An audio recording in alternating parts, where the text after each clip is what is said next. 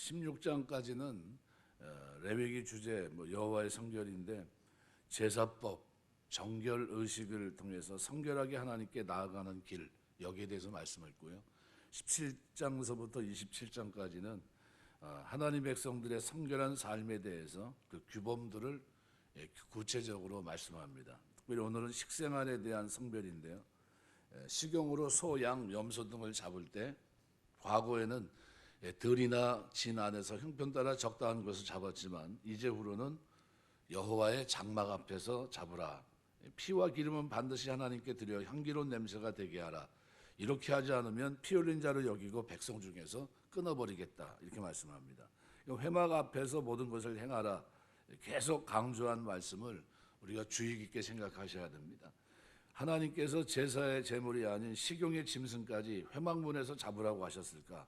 그리고 이것은 영원한 규례라고 말씀하셨다면, 그렇다면 이 규례에서 우리가 얻을 영적 기호는 도대체 뭘까? 한 세 가지 정도 우리가 생각해 볼 수 있는데요. 첫 번째는 우상 숭배를 방지하는 겁니다. 하나님께서 모세에게 이스라엘 자손이 짐승을 잡을 때는 여호와 장막 앞에 잡으라. 그 이유가 7절에 이렇게 말합니다. 그들이 전에 음란히 섬기던 수염소에게 다시 제사하지 말 것이니라. 전에라는 것은 애굽에 있을 때입니다.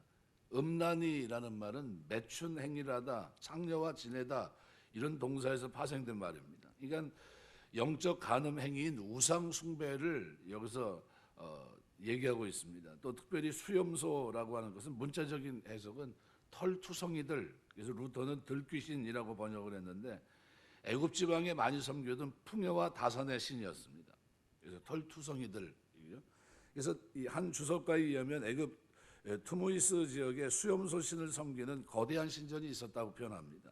그러니까 이스라엘 지역에 가면 문화를 배격하고 유목민으로 살아가는 민족이 있는데 베두인족입니다. 이 사람들은 지금도 광야의 귀신을 섬깁니다.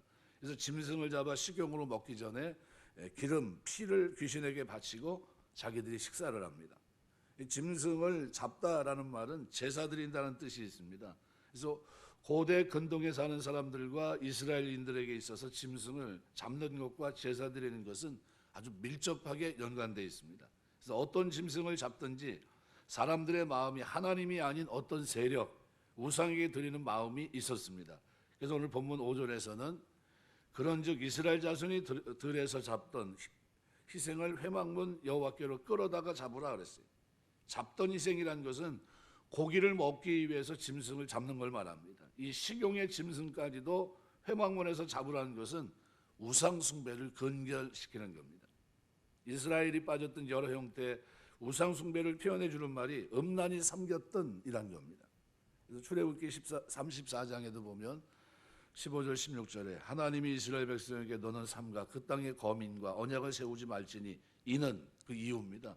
그들이 모든 신을 음란히 섬기며 그 신들에게 희생을 드리고 너를 청하여 그 희생을 먹을까 하노라. 단순히 음식만 먹는 게 아니라요. 뭐까지요? 창기죠. 미동을 통해서도 죄를 짓고 이렇게 됩니다. 신명기 31장 16절 이방 신들을 음란히 쫓아 섬기게 될 거다. 사사기 2장 17절 그들이 사사도 형통치 아니하고 돌이켜 청종치 아니하고 돌이켜 다른 신들을 음란하듯 쫓아 그들에게 절하고.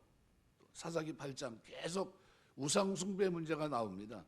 기드온이 이미 죽음에 이스라엘 자손이 돌이켜 바알을 음란하게 위하고, 이 우상 숭배를 음란 행위라고 말씀하고 있는데요. 그 이유는 고대 그 농경 사회이기 때문에 신들이 비를 줘야 농사가 잘 되고 풍족하게 살 수 있다고 생각합니다. 그래서 백성들은 신전이나 어떤 장소에서 짐승을 잡아먹고 마시고 음란한 행위를 합니다. 신전에 있는 창기들과 함께 광적으로 음란하게 놀면 남신 여신이 저들의 음란한 행위를 보고 자극을 받아 즐기게 되고 따라서 결과로 비를 준다. 이게 우리가 잘 알고 있는 바알과 아스다롯입니다. 그래서 우상 숭배 그 자체가 음란한 겁니다. 그래서 또 다른 이유는 이스라엘이 하나님과 언약 관계를 결혼 관계로 묘사합니다. 이스라엘은 하나님과 결혼한 관계입니다. 그렇기 때문에 이스라엘이 다른 신들이나 귀신에게 관계해서는 안 되는 거겠죠. 그래서 하나님께서는 이스라엘 백성에게 어떤 짐승을 잡든지 회막문에서 잡아야 되고 이것은 영원한 규례다. 오늘날 우상 숭배는 뭘까요? 하나님보다 더 사랑하는 게 우상입니다. 그래서 우상 숭배 딱 얘기하면 탐심입니다. 탐심은 우상 숭배니라. 전에 문둥병 걸린 세 가지 예가 있었죠. 탐심, 교만, 비방이에요. 시기하는 거.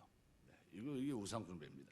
그래서 야고보 1장 15절 욕심이 생기면 죄를 낳고 죄가 장성하면 사망을 낳는. 결국 욕심 뭡니까? 탐심에서 비롯된 겁니다. 야고보 1장 16절 내 사랑하는 형제들아 속지 말라. 각양 좋은 은사와 온전한 선물이 다 위로부터 빛들의 아버지께로 내려온다. 여기 속지 말라는 말은 길을 잃지 말아라. 궤도를 벗어나지 말아라 이런 뜻입니다. 내 형제들아 궤도를 이탈하지 말아라. 각양 좋은 은사, 온전한 선물이 다 위로부터 빛들의 아버지께로 내려온다. 우주선이 궤도에서 벗어나면 어떻게 됩니까? 고아가 돼 죽게 되는 겁니다. 우리가 하나님이 주시는 것으로 부자가 되고 하나님이 주시는 모든 은혜와 축복으로 잘 되게 되시길 주의 이름으로 축원합니다. 궤도 벗어나면 안 돼요. 하나님 경외하라고 주신 거죠. 하나님 경외하면서 하는 겁니다. 세상 욕심에 끌려서 거기 도가 지나치면 어떻게 됩니까? 우상숭배의 죄를 짓게 돼요. 그래서 축복의 근원은 하나님입니다. 로세처 주님께서 제자들에게 노세처를 생각하라 그랬어요. 말씀에 순종하지 않고 재물을 받아보다가 소음기둥이 된 로세처를 우리가 기억해야 됩니다. 욕심, 그래서 교만, 쾌락 이 세 가지는 우상숭배의 모양들입니다.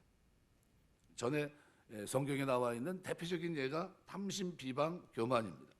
그래서 우리는 성전 안에 있습니다. 근데 마음은 아직도 세상으로 향해 나갈 수 있어요.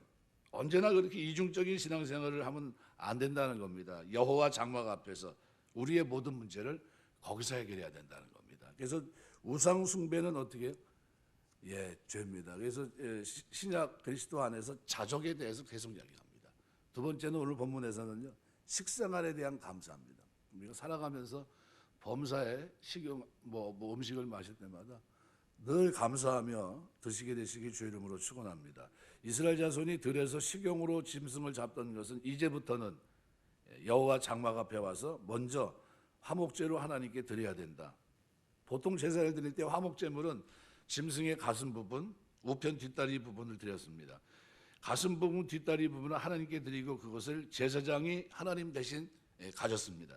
그런데 식용으로 잡던 짐승은 화목제로 기름과 피만 드립니다. 피는 단에 뿌리고 기름은 불살라 버립니다. 성경에서 기름과 피는 먹지 말라고 한 것은 우리 건강을 위해서 명하신 것을 뒤늦게 의학 발달을 통해 알게 됐습니다. 화목제는 하나님께 감사를 표현하는 겁니다. 하나님의 자녀는 생활 속에서 아주 작은 것까지도 하나님의 은혜에 관련되어 있다는 것을 알아야 됩니다. 매 식사 시간마다 하나님께 감사 기도를 해야 됩니다. 양식 주신 하나님, 건강 주셔서 먹을 수 있게 하신 하나님께 한날의 생활에 대해 감사해야 됩니다. 감사하며 먹는 그 음식은 우리의 몸을 건강하게 해줄 것입니다. 그래서 식탁에 둘러앉아서 아버지가 자녀 앞에 정성껏 감사 기도하고 식사하는 것이 좋습니다. 주님께서 남자만 5,000명이 모인 자리에서 물고기 2마리, 떡 5개를 가지고 먹기 전에 하나님께 감사 기도를 하셨습니다. 감사 기도를 할 수 있을까?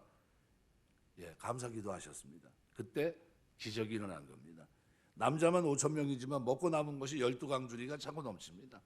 우리가 알고 있는 고아의 아버지 조지 뮬러 같은 사람은 어느 날 일하는 사람이 와서 이렇게 얘기합니다. 오늘은 아침에 식사할 음식이 없습니다.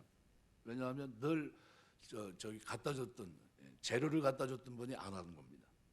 물론 걱정하지 말고 아이들을 식당으로 불러 모으라고 그랬습니다. 그 사람이 답답하니까 다시 얘기합니다. 오늘은 아무것도 준비된 게 없습니다. 알고 있다 할 수 없이 종을 쳤습니다. 아이들이 식당에 모였고 빈 접시와 수저를 놨습니다. 그리고 멸로가 이렇게 기도합니다. 자, 우리 감사 기도를 하자. 기도를 시작합니다. 아이들은 이상하게 생각합니다. 빈 접시인데. 근데 뮬러는 기도를 합니다. 고아의 아버지 하나님, 일용할 양식을 주시는 하나님 아버지여, 우리에게 오늘도 일용할 양식을 주실 것을 믿고 감사합니다. 그리고 기도를 드리고 아멘 했는데 기도 끝나니까 문 두드리는 소리가 났고요.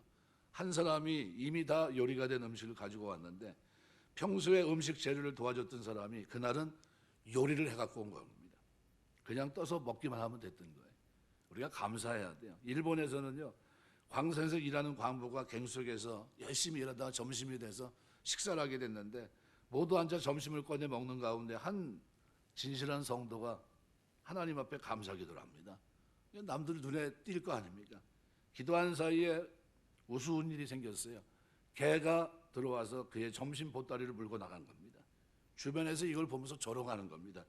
그놈은 하나님께 기도해서 먹을 게 없어졌다고. 조롱하고 비웃는 사이에 이 사람은 그 보따리를 찾기 위해서 개를 쫓아 나왔어요. 나가자마자 갱이 무너져서 다 죽었습니다. 감사기도한 그 사람만 살고요. 나머지는 다 죽었어요. 일본에서 일어난 일입니다. 여러분, 우리가 식사하면서 늘 감사하시길 주의 이름으로 축원합니다. 그래서 개가 물고 간 점심 보따리 찾기 위해 나온 이 사람만 살았고요. 감사할 때 하나님이 때를 따라 돕는을 주십니다. 우리가 식사 때마다 감사기도하는 것 반드시 하셔야 됩니다. 감사기도 속에 우리가 먹는 음식이 하나님이 제공해 주신 것을 인정하게 되고 음식이 하나님께 헌납된다는 의미가 포함되어 있습니다. 감사함으로 먹으면 하나님이 오늘 여러분 건강을 책임질 줄 믿습니다. 그래서 여러분 믿음대로예요. 하나님, 내가 이 음식을 먹음으로 건강한 가운데 살 수 있도록 도와주시는 이것을 믿고 기도하는 겁니다. 마지막으로 오늘 본문은요, 신전의식, 하나님 앞에서의 삶을 얘기합니다. 하나님은 백성에게 먹기 위함이든지 제사 드리기 위함이든 간에 반드시 회막문에 데리고 와서 짐승을 잡으라. 회막문 앞에서라는 말이 여러 번 강조됩니다. 백성들이 가나안에 들어가 정착한 뒤에는 짐승의 고기를 잡아 먹을 때마다 지정된 중앙 성소로 짐승을 끌고 가서 잡기가 사실상 어려웠습니다. 그래서 새로운 규례를 줬는데 평소에는 거처하는 장소에서 짐승을 잡아먹지만 1년에 3차례씩은 반드시 지정된 중앙 성소에 와서 하나님 앞에서 먹고 마시는 절기를 주신 겁니다. 이게 신명기 12장 21절입니다. 먹는 일과 하나님께 예배드리는 일은 회막문 앞에서 하라 이거예요. 회막은 면회하는 집입니다. 하나님과 만나는 장소를 의미합니다. 이게 하나님 면전에서 사는 삶을 얘기하고 있는 겁니다. 우리의 생활과 예배가 같아야 된다는 거예요. 집에 있을 때나 회막에 있을 때나 이게 다르면 위선자가 되는 것이고 하나님 영광 가려우는 겁니다. 회막문은 폐쇄된 장소가 아닙니다. 공개된 장소입니다. 사람들의 눈길이 집중된 곳입니다. 이곳에서 하는 모든 것은 많은 사람들이 그 장면을 보게 됩니다. 남이 뭐라고 해도 나는 상관하지 않는다, 나는 신경 쓰지 않는다, 이렇게 살면 안 된다는 거예요. 어떻게 살아야 됩니까? 주의를 의식해야 돼요. 더불어 사는 사회고 우리는 성도입니다. 일거수일투족 조심해야 된다는 겁니다. 신앙 양심상 아무런 하자가 없다 해도 이방인이 다른 사람들이 오해할 수 있는 행위면 삼가해야 됩니다. 하지 말아야 돼요. 항상 하나님 앞에서 행하는 것처럼 행동하고 하나님의 영광이 드러날 수 있도록 해야 됩니다. 바울은 내게 있는 권한을 다 쓰지 않았다고 말합니다. 왜 쓰지 않았습니까? 하나님 앞에서 살려고 하다 보니까, 그래서 하나님 영광을 생각하다 보니까 어떻게 해요? 이 권한을 쓰는 것이 부적절해 보이니까 다 내려놓은 겁니다. 요셉은 유혹하는 보디발 아내에게 내가 어찌 하나님께 득죄하리요 하면서 어떻게 해요? 도망쳤습니다. 하나님 면전에서 어떻게 이렇게 할 수 있겠냐는 거죠. 우리는 매 순간 여기 있든 저기 있든 우리는 거룩한 산제사로 몸으로 하나님께 영광을 돌리는 영적 예배를 드려야 됩니다. 이것이 신전의식이에요. 신전의식. 오늘 본문은 우리에게 가정에 있든 들에 있든 회막에 있든 똑같아야 된다는 거예요.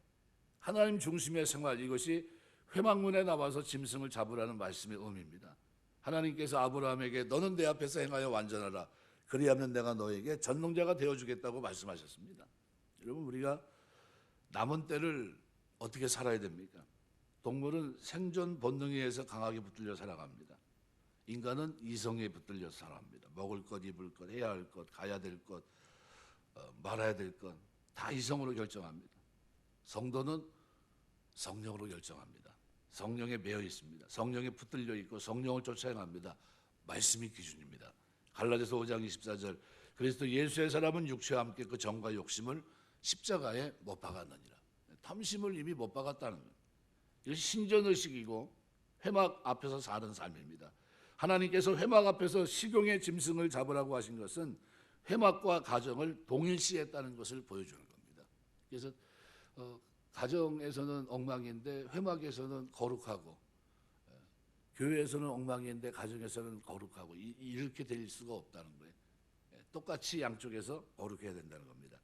가정에서 음식을 준비하기 위해 활동하는 그 현장이 회막입니다. 무엇을 경험하는 거냐? 모든 영광을 위해서 우리가 행해져야 된다. 시편 16편 8절 보면 내가 여호와를 항상 내 앞에 모시며 그가 내 우편에 계심으로 내가 요동치 아니하리로다. 하나님 앞에서 사는 사람은 음식을 놓고 우상 숭배로부터 자신을 지켜야 되고 식생활에 늘 감사가 있어야 되고 신전 의식을 가지고 살아야 되는 겁니다. 우리는 뭐 지금 별 느낌을 느끼지 모르지만요, 이 근친상간, 뭐 우리나라 엄격히 금지했지만 근친 결혼을 많이 하는 나라, 대표적인 나라가 영국, 일본입니다. 근데 이상한 병들이 생기는 경우가 있는데요. 어렸을 때는 문제 없다가 나이 들면 자동적으로 정신 반짝을 일으키는 병입니다. 이게 셰익스피어 희곡에서도 나타나는데요. 어린이들을 위한 이야기로 풀어 쓴 찰스 램, 메리 램 남매가 있었는데 누이 메리 램이 이 병이 생깁니다. 자기 어머니를 칼로 찔러 죽입니다. 말도 안 되는 거죠. 이거 할 수 없이 찰스 램이 누이를 데리고 더 이상 문단 한 덩을 접고 이제는 정신병이 있는 동생을 데리고 시골에 가서 사는데 나중에 찰스 램도 그 병에 걸립니다. 근친상간 때문에. 성경에 나타난 이것들이요, 그냥 대충 기록한 게 아닙니다. 하지 말라는 거 하지 않는 게 유익한 겁니다. 그래서 이 소설 제인 에어도 보면 제인 에어가 가정교사로 들어가서 결혼을 하려고 했던 주인에게도 감춰놓은 정신발작 증세 부인이 있었습니다. 그 부인도 처음 결혼할 때는 그런 병이 없었는데 나중에 정신발작 증세가 보여서 방에 가둬놓게 됩니다. 다 뭐와 관계된 겁니까? 근친상간과 관계되어 있는 거예요. 우리가 볼 때는 별거 아닌 것 같은데, 그런데 그것이 세월이 가면서 그 죄가 그대로 하나님의 심판을 받는 그런 모습입니다. 오늘 본문은 우리에게 그래서 매사에 어느 곳에 있든지, 그죠? 하나님 앞에 있다는 것을 인식하고 감사함으로 살아갈 것을 얘기합니다. 그래서 우상 숭배가 고대 근동에서, 그죠? 농경 문화 속에서의 우상 숭배가 얼마만큼 하나님 앞에 죄였는가라는 것을 보여주고요. 더 나아가서 우리가 모든 식용, 그죠? 먹을 때 하나님 앞에서 해야 된다는 사실을. 그래서 가정에 있을 때나 회막에 있을 때나 똑같은 자세로 우리가 일상을 살아가야 된다. 여호와께 성결이라는 이 이름을 가지고 우리가 이 땅을 살아내야 됩니다. 살아가는 동안 하나님 앞에 귀하게 쓰임 받는 여러분 삶, 그죠? 먹는 거, 마시는 거, 그다음에 그 앞에 행하는 모든 것에서 신전 의식 가운데 행하는 삶이 되시길 주의 이름으로 축원합니다. 기도하겠습니다.